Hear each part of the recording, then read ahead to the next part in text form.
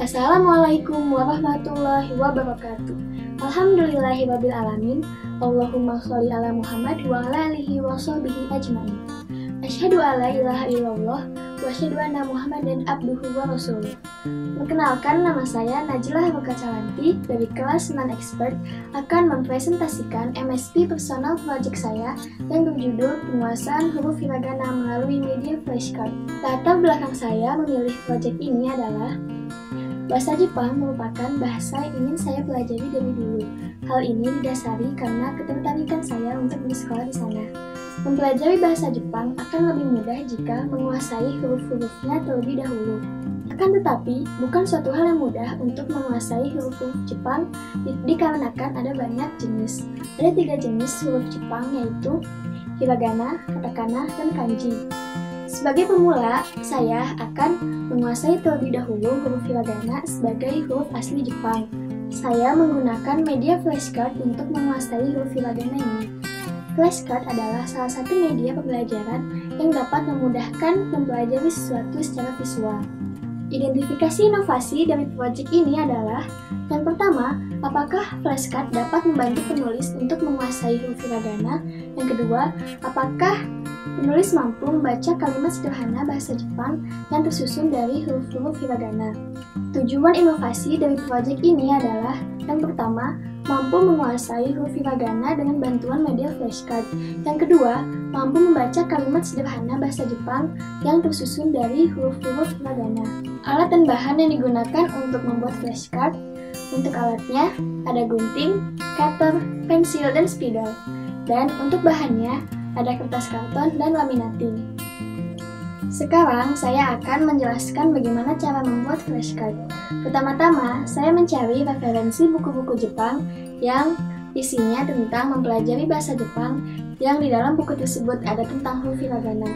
Yang kedua, siapkan alat dan bahan seperti gunting, cutter, pensil, spidol, kertas karton, dan laminating. Lalu karton dipotong menjadi beberapa bagian.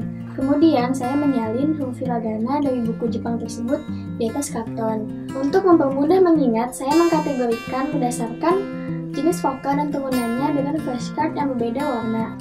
Contohnya, huruf vokal A dan turunannya berwarna hijau. Huruf vokal I dan turunannya berwarna pink. Huruf vokal U dan turunannya berwarna putih. Huruf vokal E dan turunannya berwarna kuning, dan huruf vokal O dan turunannya berwarna biru. Setelah itu, laminating flashcard yang sudah jadi. Kemudian langkah terakhir, gunting ujung flashcard agar tidak tajam.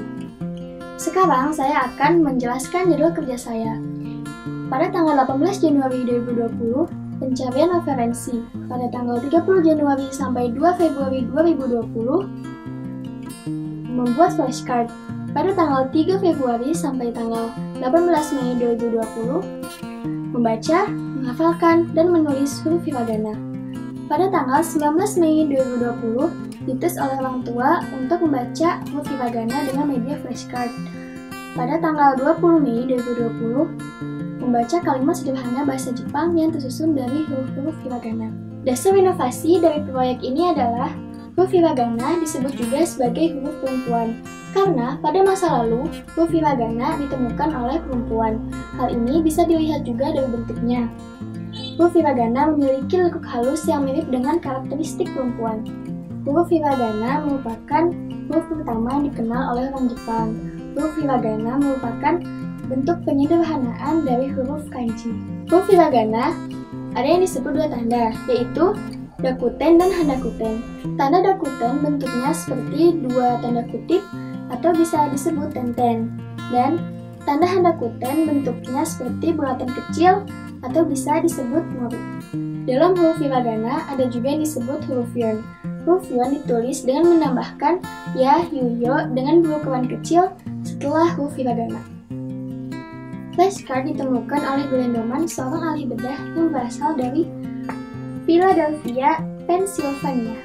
Flashcard adalah satu kartu yang berisi tentang informasi. Flashcard ini dapat memudahkan dan menciptakan suasana yang menyenangkan dalam proses pembelajaran. Pada proses menguasai huruf hiragana, saya sudah membagi-bagi huruf hiragana yang harus dikuasai. Untuk minggu pertama, kedua, dan ketiga 10 huruf hiragana. Untuk minggu keempat, kelima 8 huruf hiragana. Untuk minggu ke-6, ke-7, dan ke-8 12 huruf hiragana. Dan untuk minggu ke-9 25 huruf hiragana. Nah, untuk mengetahui bagaimana proses hingga saya mampu menguasai huruf hiragana ini, mari saksikan video berikut.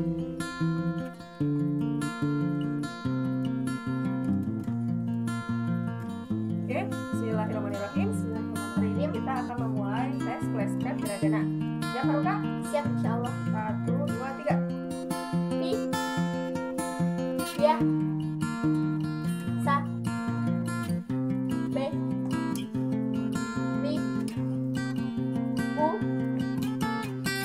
di, go, ria, yu, pa, ta, se, e, ji, bu,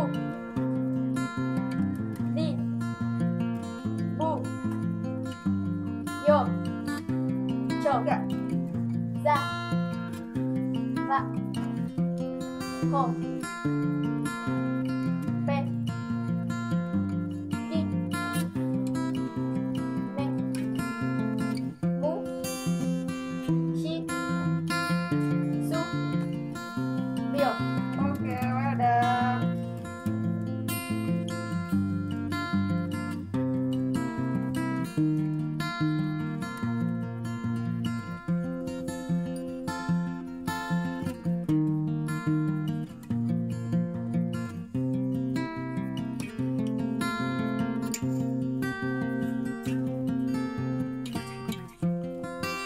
Ohayo gozaimasu.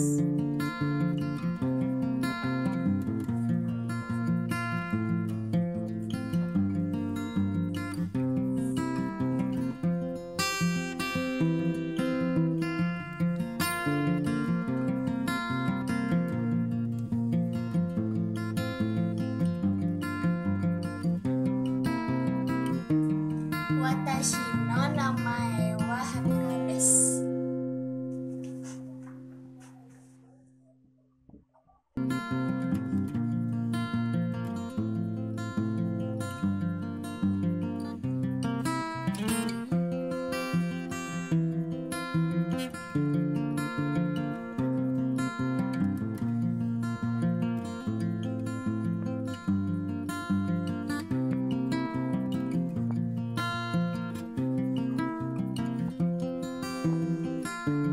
Watashi no chugakko wa tenasu desu.